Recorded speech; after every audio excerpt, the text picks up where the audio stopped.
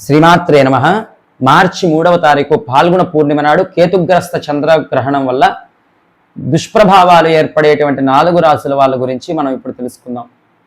4 రాశుల వాళ్ళ గురించి జ్యోతిష శాస్త్రంలో గ్రహణ గోచారం అనే దాంట్లో చెప్పారు.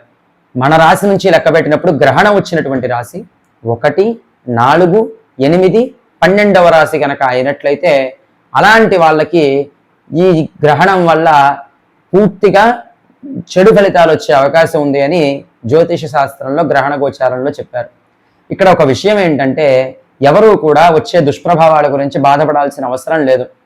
అయితే భగవంతుడిని ధ్యానించడం వల్ల భగవంతుడి యొక్క అనుగ్రహం వల్ల మన కర్మలను కూడా మనం తొలగించుకోవచ్చు.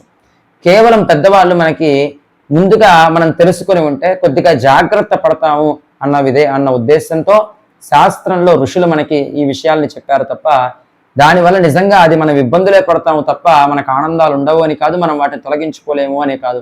అందుకే దానికి సంబంధించినటువంటి పరిహారాలని కూడా మనకి పెద్దవాళ్ళు తెలియజేశారు. అయితే ఈ గ్రహణ గోచారం ద్వారా ఇబ్బంది పడేటువంటి 4 రాశుల వాళ్ళు మొదట సింహరాశి వారు.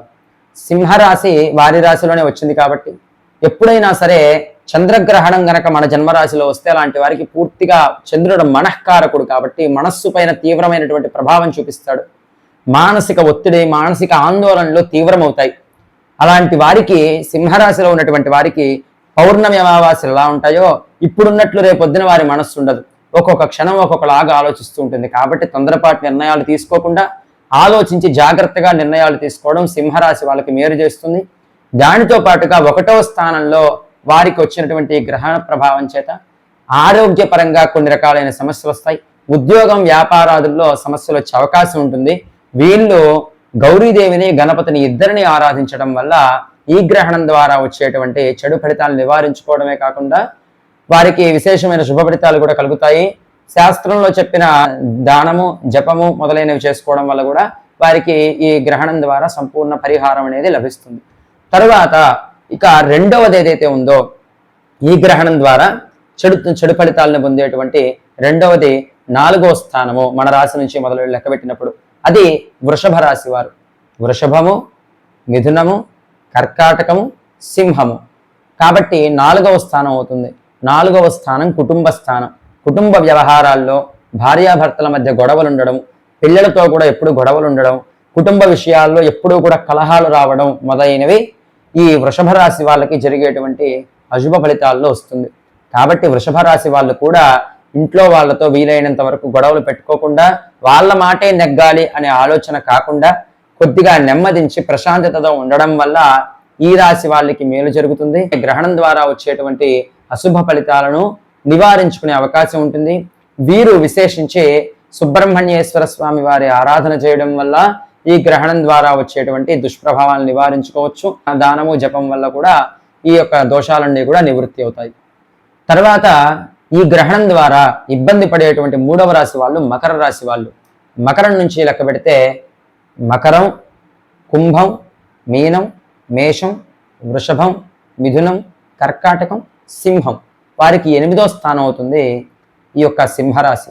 అలాంటి వారికి ఎలాంటి ప్రభావాలు కలుగుతాయి అంటే ఉద్యోగ విషయాల్లో, అలానే వారి యొక్క జీవితంలో ఉత్తీర్ణతలు అవ్వకుండా ఆర్థికంగా కృంగిపోవడం, ఆర్థిక విషయాల్లో ఎన్నో సమస్యలు రావడం, అనుకోని అప్పులు చేయాల్సి రావడం, ఆరోగ్యపరంగా అప్పులు అవ్వడం మొదలైనవి ఈ మకర రాశి వాళ్ళకు వచ్చేటువంటి దుష్ప్రభావాలు.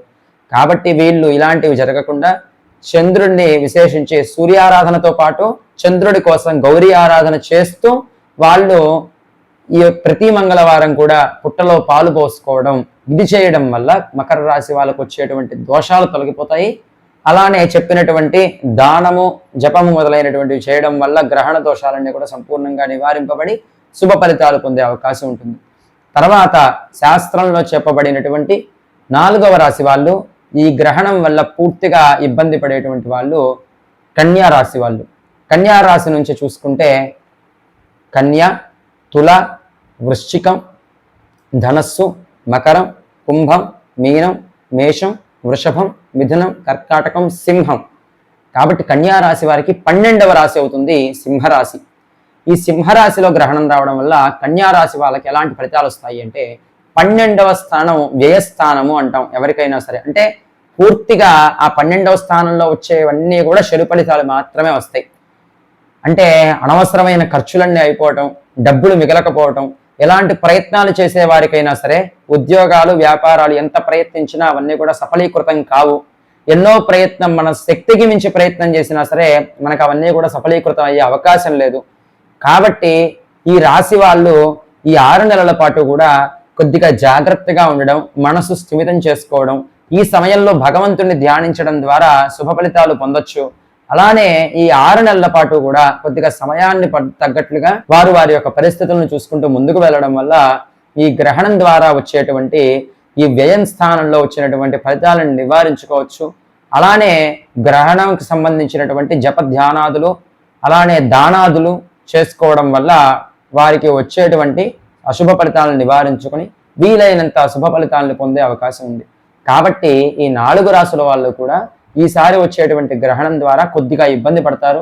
6 నెలలే ఈ గ్రహణ ప్రభావం ఉంటుంది. అయితే ఈ గ్రహణ ప్రభావం నివారించుకోవడానికి చెప్పిన విధంగా దానం చేసుకోవడం. ఎలాంటి దానాలు చేయాలి అంటే, ఒక వెండి చంద్రబింబాన్ని, వెండి నాగపడగ, అలానే కేజుంబావు బియ్యం, కేజుంబావు ఉలవలు, తర్వాత ఒక తెల్లటి వస్త్రం, చిత్రవర్ణం అంటే రంగురంగులు కలిగినటువంటి ఒక వస్త్రం, వీటిని దానం చేయాలి. ఇలా దానం చేయడం ద్వారా కేతుగ్రస్త చంద్రగ్రహణం ద్వారా వచ్చేటువంటి అశుభ ఫలితాలన్నీ కూడా నివారింపబడి పూర్తి శుభ ఫలితాలను పొందేటువంటి అవకాశం ఉంటుంది. శ్రీమాత్రే నమః.